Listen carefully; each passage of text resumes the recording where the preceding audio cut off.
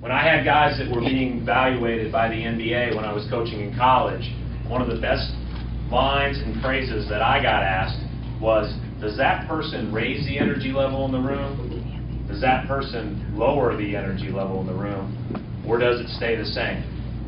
If you're looking to serve others first, truly thinking about others, again, something that at your age I wasn't very good at.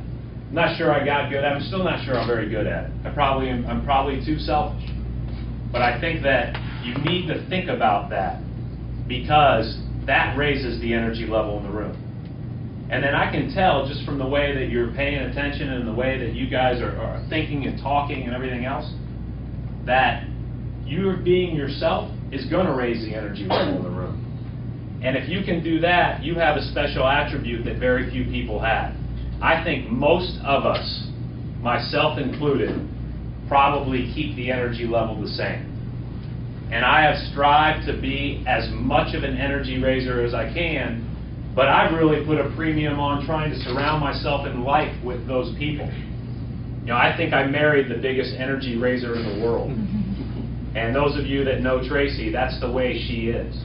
When we look at players to recruit, I used to look at who can make us better because of their presence. We have a young man down there who's an assistant coach for us that played in 2 national championship games in college. He could not dribble, pass, or shoot. Think about that for a second. He played in 2 national, played about 25 to 30 minutes a game. He wasn't a very good ball handler. He couldn't shoot, right? And he struggled to not turn the ball over. But I asked his high school coach after I figured out that he couldn't do any of this, and I was about ready to offer him a scholarship. I asked his high school coach, well, why? What am I thinking? And his high school coach said, he's the best leader and giver I've ever been around. And he's probably right. He's probably right. In fact, when he first moved here, he didn't have a place to live, so he stayed in our basement for a while, and we loved having him around. We were so sad to see him go, because my kids, my wife, and myself all just love the energy that he brings every single day. And that's Ronald Norwood.